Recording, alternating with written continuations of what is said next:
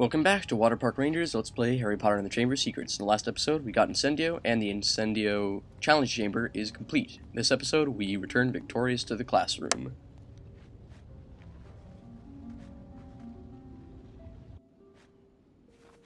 Excellent, Potter. 40 house points to Gryffindor.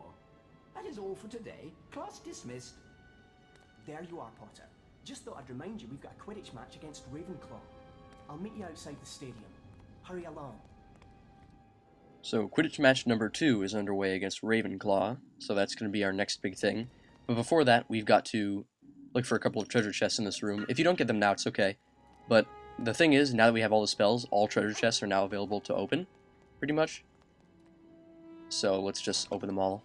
There's a hidden one back here that doesn't have any barriers on it. It's just out of sight, so it's easy to miss. Number 44. Devlin Whitehorn. The Nimbus Racing Broom Company. That's what our broom's from. Right, this happened so early in the series, Harry still has his Nimbus 2000. So there are a couple other chests here. And now that we have Incendio and Alohamora, we should be able to open them without any problem. It's just a little bit dark back here to see where stuff is. There should be an Alohamora chest somewhere too.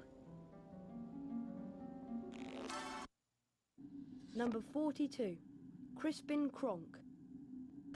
Wizards are such weird criminals. There it is. There's our Alohamora chest. Alohamora is a cool spell just in terms of appearance, but I just wish it was more useful.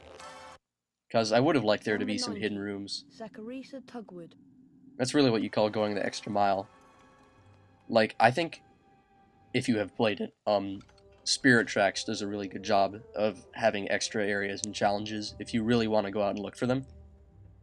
Although the ways that you get to them with the side quests and stuff weren't that fun at all. But the end result was pretty cool. It's just good to see a game that makes more of its mechanics like that. So these treasure chests here have spider webs on them. And oddly enough, Defendo doesn't work for severing them. So you just gotta burn them with Incendio. Likewise, Incendio Norvel Twonk. doesn't burn the Defendo vines, nor does it burn tapestries. So it's like these spells don't really work practically. It's just like whenever it's convenient for the game to have them work, that's when they work.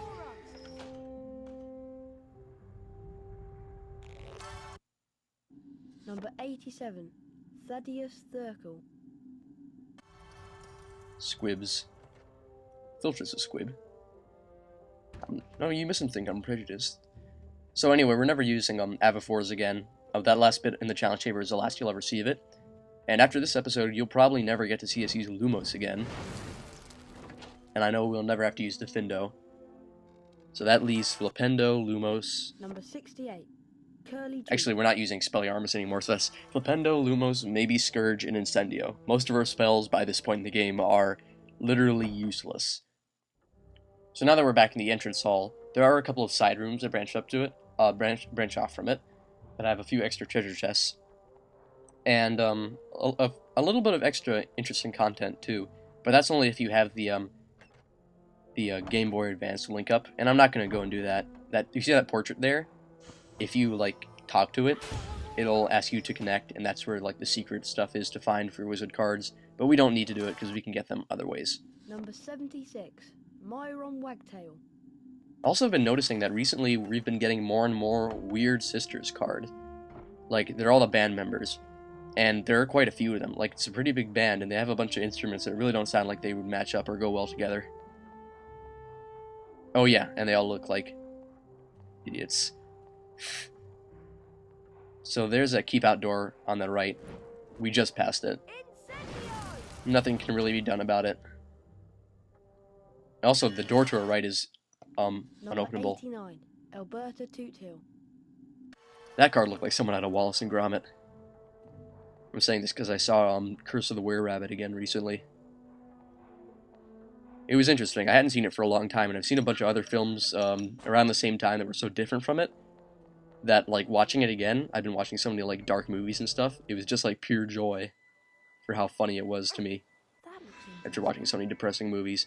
So I'm just going to use the Nimbus to show you how basically it's awesome to use to fly around the campus. In the PS2 version, though, you're literally allowed to walk around campus anywhere you want. I know it doesn't sound like a big deal, but in this game, load times prevent you from doing that.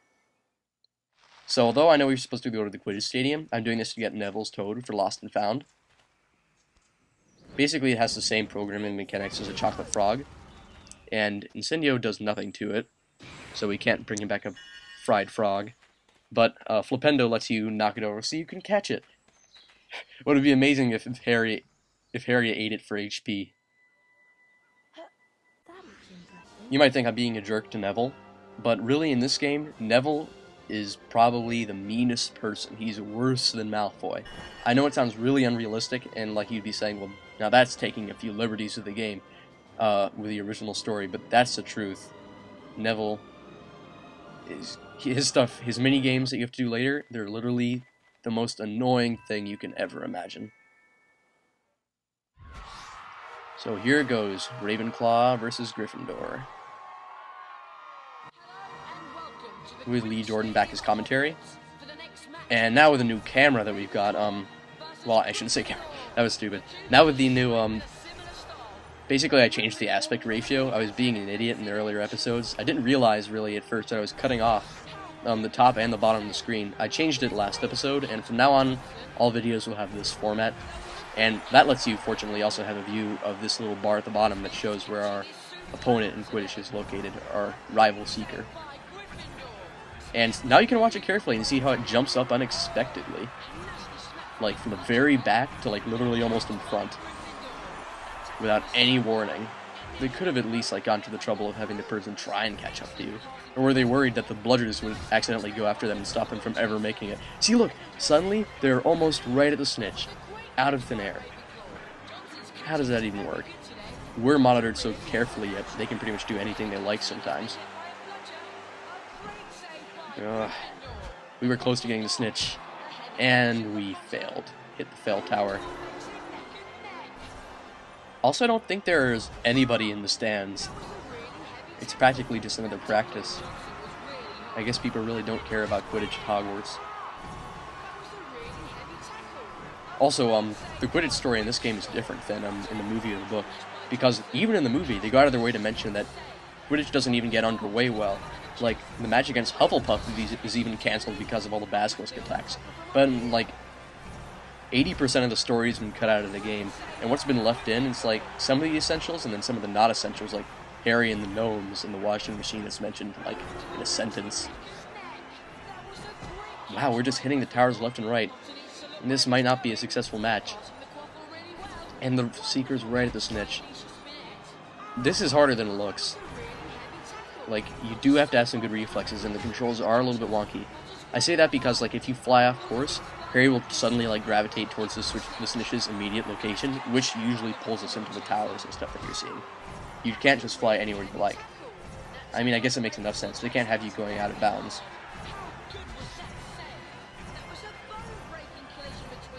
And also, I think there's just a time limit before the Seeker catches the snitch. Okay, we're right there. 1, 2, come on. 3! 3 times the charm. We have the snitch. I just love that Harry catching the snitch animation, especially when he fails. I mean, obviously, I like to get it in the end.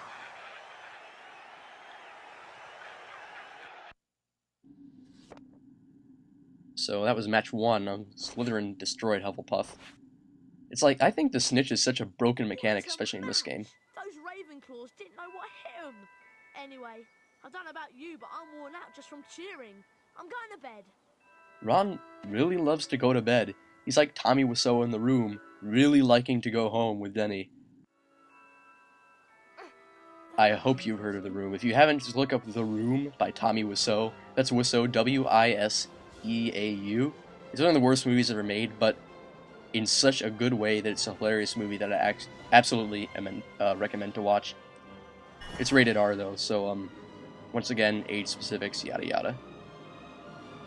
So first we're going around getting these rings, just for a couple extra beans, celebratory for winning against Ravenclaw. Not like it was the hardest thing in the world to do. That's Slytherin. Or Neville's minigames, I'm not sure which is worse. So green rings are worth more beans. If you really want to get some more beans and have more fun than grinding, then I guess you can fly around, but honestly, it's faster to grind in the room that I showed you. Interesting. That looks interesting. You know what looks interesting? Beating up Neville. Ouch! Stop it, please. Die. Burn you like we burned your toad. You might think I'm being cruel, but believe me, Neville is going to be much more cruel to us. Maybe he's revenge for this. So that's all for this episode. So, come back for next episode when we do Night 4.